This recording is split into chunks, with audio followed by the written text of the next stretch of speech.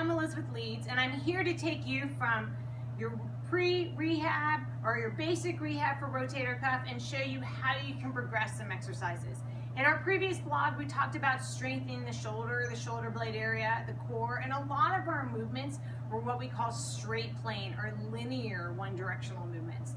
In this routine, we're going to bring it up a notch by not adding more resistance necessarily, but by adding more complexity in the movement pattern. We do a lot of cross-body movement patterns to really get a lot of muscle groups involved. And truthfully, in functionality, we just don't do a bicep curl. We usually bring the biceps curl into something like an overhead press, or we use multiple muscles and multiple positions as we're moving in everyday function and in sport.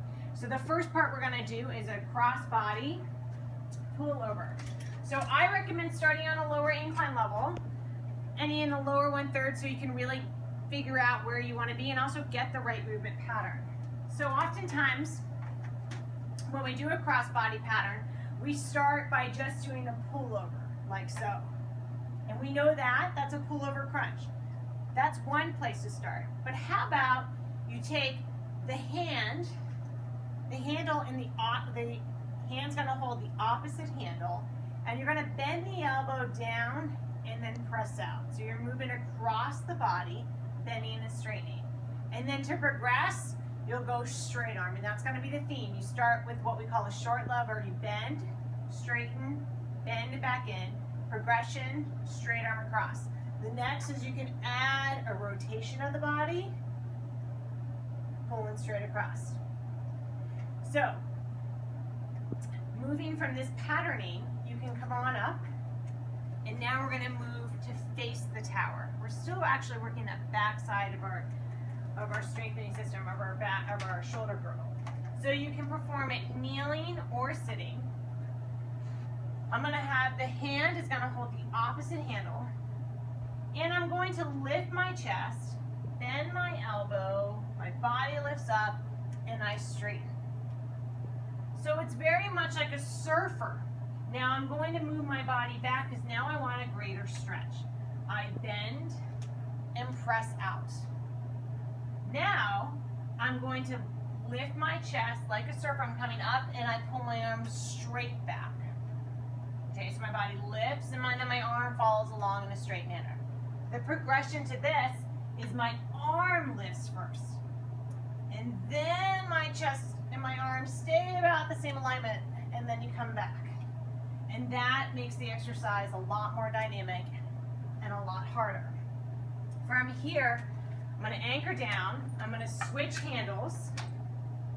I'm just going to use one handle. I'm now going to move to a side kneeling. You can also do it sitting, lower high kneeling. And again, bend the elbow and then straighten. Bend and back. That's how you progress.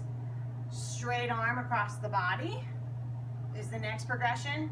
And then adding a full body movement in where you actually let your hips come back and you're going low to high kneeling would be the next progression. So from here, we take off the arm pulley and we go to lunging. So lunging is a very common exercise, but now you're adding what we call a cross pattern of a lunge. So first thing is I keep the board closed, and I'm going to use two hands. I come down to the outside, and then I press up. And as you can see, this is hard. You come down, bending, and back up. I let go of the weight because now I'm going to add a layer on.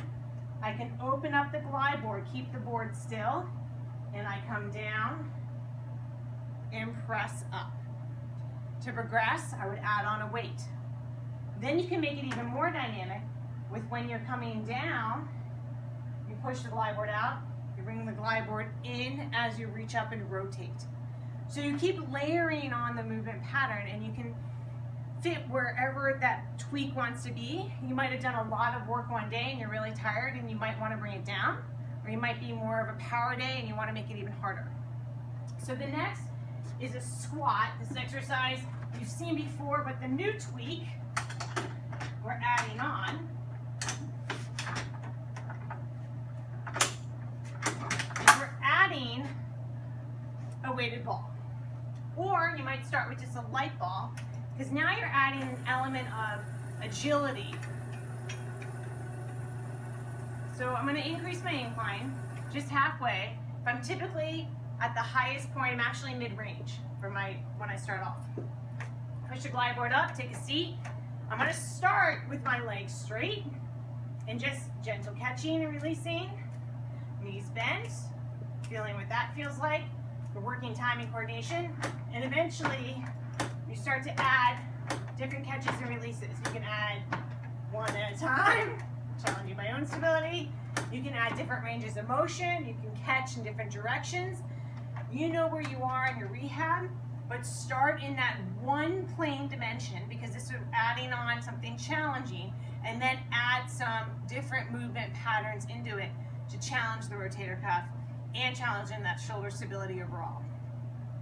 And then as you're familiar with pull-ups and overhead presses, the big thing is don't always do the same thing. Pull up slow, release fast. Pull up fast, release slow. Same thing with the overhead press. Challenge what you're doing by just changing your tempos. And that's a great way to progress any rotator cuff program.